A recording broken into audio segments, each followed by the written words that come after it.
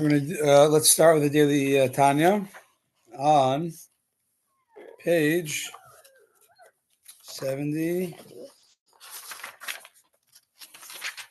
74. So we're starting today with Perek Yud Aleph, chapter 11, and just a quick summary of how we got here. The Alter Rebbe described in Perek Yud about Teshuvah Ilah, the higher Teshuvah, which has to be, before that you need the lower Teshuvah. You go from the steps, the lower to the higher. And how do you have lower Teshuvah? That is through doing a din v'cheshbon, stock taking of your life, of your good and your bad, of your highs and your lows. And you awaken compassion upon the mistakes you've made. That's what, by the way, this is actually not Tanya, this is actually Gemara.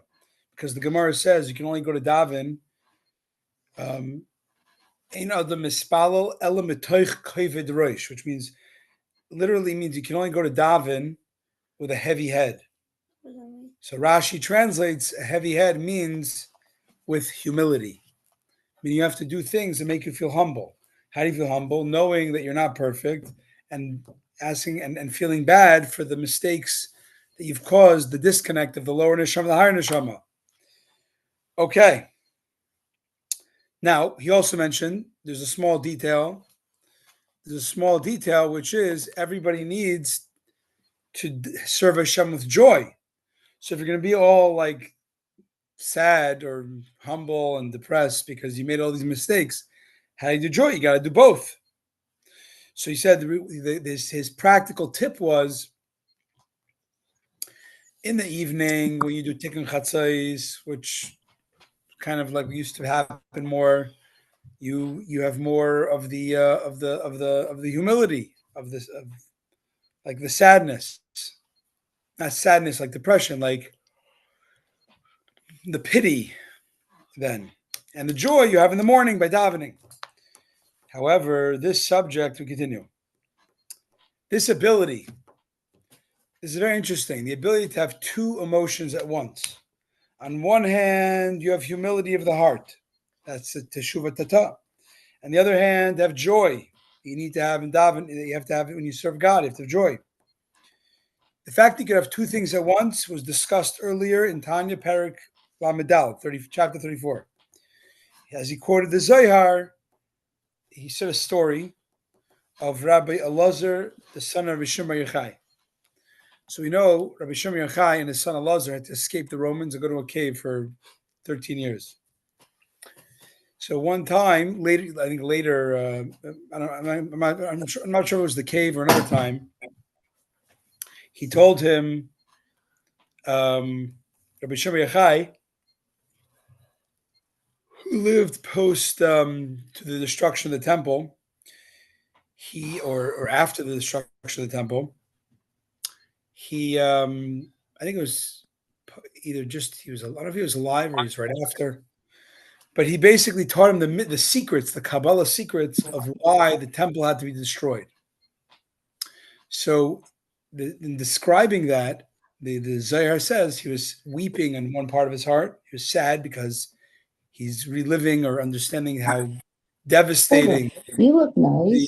how devastating the destruction of the Beis Hamikdash was, the temple was.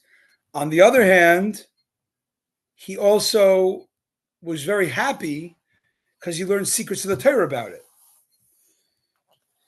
Joined to this is faith and confidence, bitachon. So in addition that you're happy, so basically saying in addition that you can have joy even if you're sad, please don't do it faster. Even though you could have joy and humility and pity on one hand, you could also have happiness and trust on the future that Hashem will surely, Hashem is the Kichafetz Chesed, he's very kind, and he's also gracious and merciful. No. He's gracious and merciful, and he forgives everybody in 1 second those that ask him for forgiveness. As it says, we say in, I think in davening somewhere, according to your great mercy, erase my sins, or kapseni v'tareni, cleanse me, purify me, or erase all my sins. So then it's surely without a doubt and a doubt, without a suffix and a sveika, that Hashem, once you in davening, we have 19 brachas. Shemona Esrei 18 plus 1. The Shemona Esrei, the 18 brachas in davening, one of them is Slach Lanu. We say, Hashem, forgive us. We end off, Baruch At Hashem, Chanun Hamar B'Lasayach. Hashem, forgive us, the one who is gracious and forgives a lot.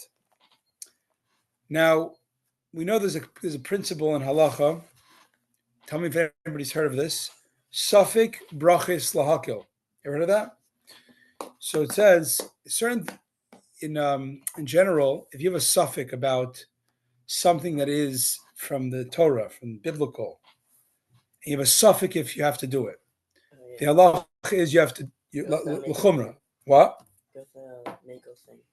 But so if it's deraisa, if it's from the Torah, for example, this is a practical example. If a person wasn't sure if they did birchas hamazon after bread, the grace after meals. That is a deraisa, right? That's a biblical. It's the only bracha that is biblically prescribed. Mm-hmm. Yeah. So you have to go do it out of a suffix.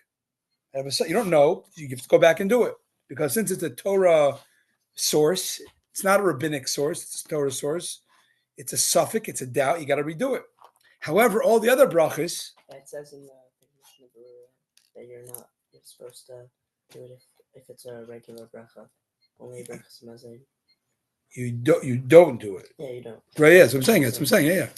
Suffix brachas lakil, that it's for the doubt if you made a bracha before eating. So all the brachas besides birchas hamazon after bread are all rabbinically. They're all instituted by the Anshe Knesset Hagdolah. They're all rabbinic. Mm-hmm. So if there's a doubt, did I make a bracha shahakol or not? You really don't know. Lahakil, you don't. You're more lenient. So that's what it means. Literal. That's the Talmudic principle of suffix brachas lahakil. However, if whatchamacallit, he uses that out in a different type of way here. Suffix brachas lakal, that you can assume. I'm sorry. He applies this to Hashem. If you're making a bracha that Hashem forgives you, right? And you're not sure Hashem is going to forgive you, then you should make the bracha, right? Because the suffix, it's like a funny way we apply it to Hashem. Like, if you don't know if Hashem is going to forgive you, then don't make the bracha. How can you say Hashem is forgiving you? Maybe he's not forgiving you today. So you shouldn't make the bracha. So it must be the fact that we make the bracha 3 times a day, in Shemona Esrei, it must be Hashem forgives us. Otherwise, we don't make the bracha. Because we ask Hashem, Slach lanu, mechal lanu, please forgive us. And furthermore, if you wouldn't do the same avera again, then surely you'd be redeemed. Hashem would take us out of galus, as we say elsewhere in Shemona Esrei, Baruch At Hashem.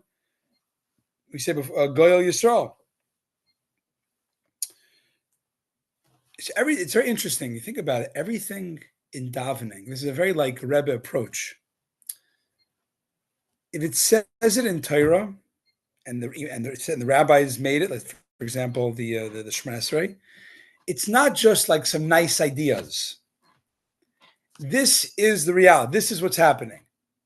So I have a question. If it says Baruch At Hashem Goyal Yisrael, Hashem redeems us, but He didn't redeem us. I mean, He redeemed us back in Egypt, but is He redeeming us? The answer is He is redeeming. He actually He's redeeming you in some hidden ways, and He would redeem you with Mashiach also, if there wasn't a repeating the fact that the world is full of sin or not ready for it yet.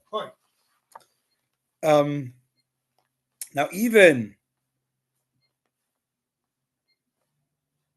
by human standards, so this is by Hashem, but even by a human being, we know if you ask someone to forgive you in halacha, if someone says, really, they feel bad, they did something to you, and they ask for forgiveness. Should you forgive them? Mm-hmm. Not only should you forgive them, you have to forgive them, according to halacha. And you should not be cruel, but say, I'm not forgiving you.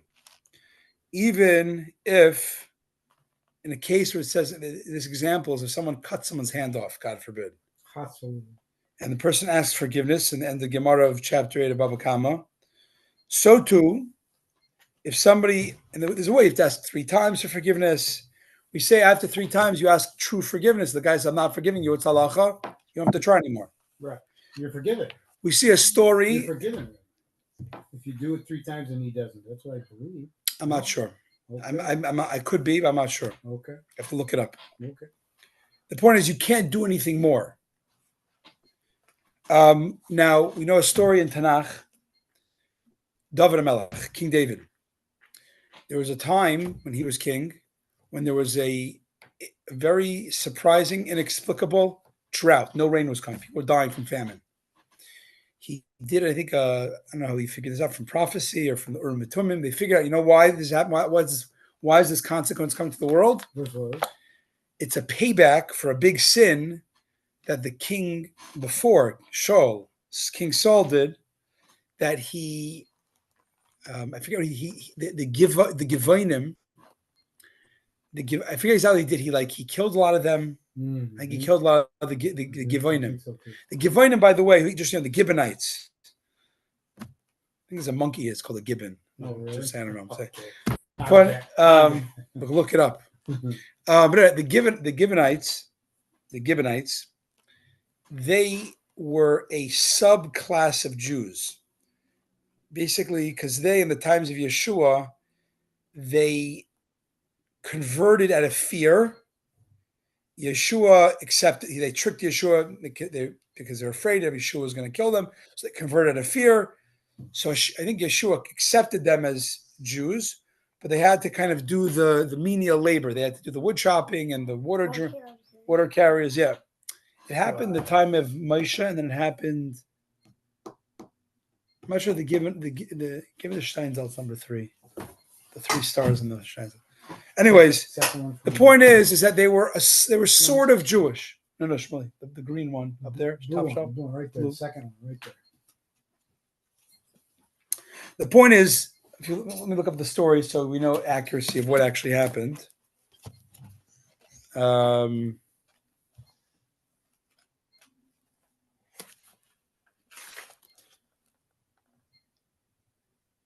Yeah. Okay. So the Givonim were converts.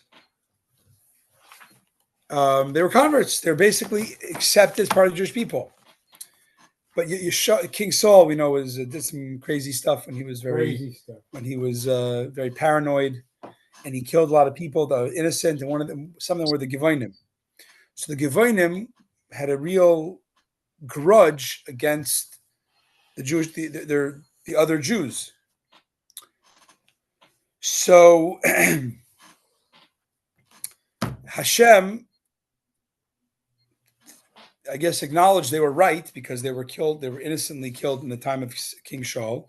And because of that, there was a famine, there was a drought, no rain was coming. So David sent messengers to the Givonim and says, please forgive the people. There's a famine. They said, no, we're not forgiving them.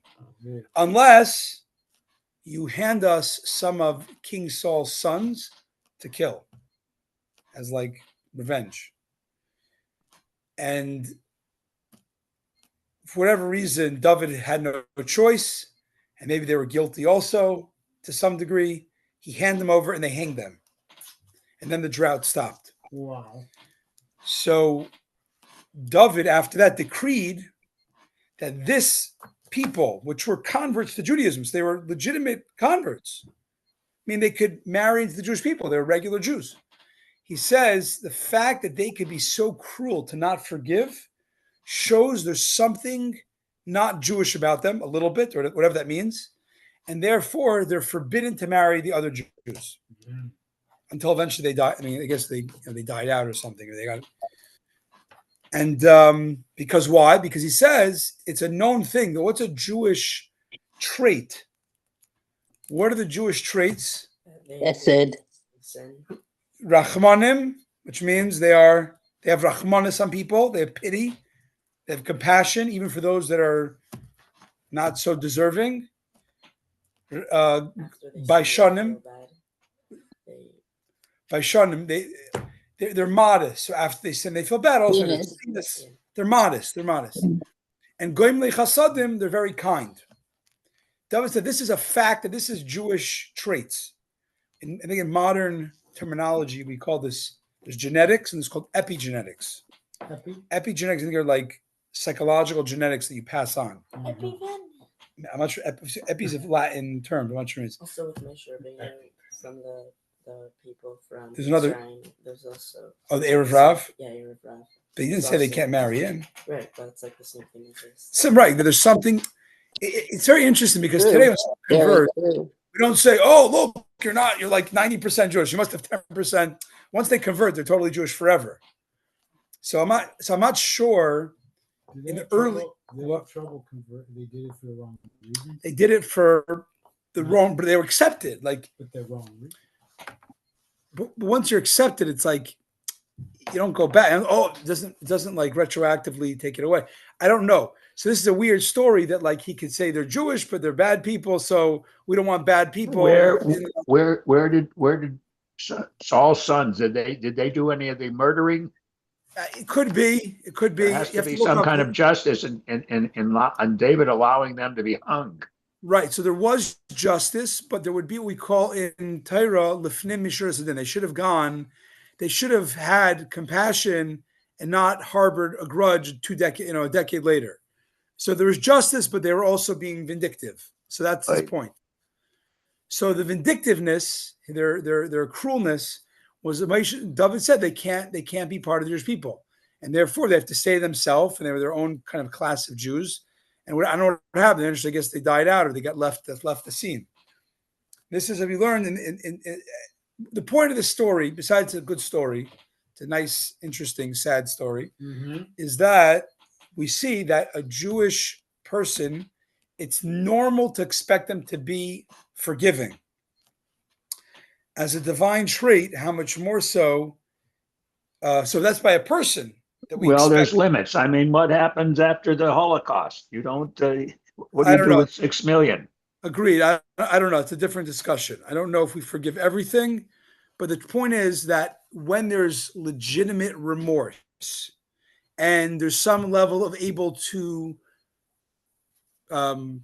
fix it, which is We don't with, know there was legitimate I'm not remorse. talking the Holocaust. I'm talking with God. No, I'm talking about Saul's son. We don't know that there was legitimate remorse. So I don't know how all of a sudden we I can don't take know. away.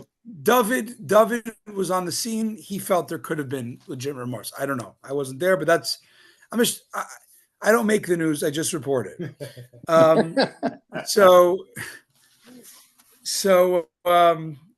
The story. But the main point we're saying here is all about Hashem. Hashem will always forgive. And that's why we say 3 times a day, Slach Lanu, Hashem forgive us, Baruch Atah Hashem, Chanun Hamar B'L'Sayach, the one who is always going to forgive. He forgives a lot. Hashem will always forgive. Because if a person is expected within reason to always forgive, how much more so Hashem always forgives? Anyways, the point we're saying this, the takeaway is that even though we're saying to do teshuvah, there has to be a preface, a preceding feeling of humility that you messed up, you're not perfect. Hashem, have mercy on me. I have mercy on my soul. You have mercy on my soul. And that's kind of a sad feeling.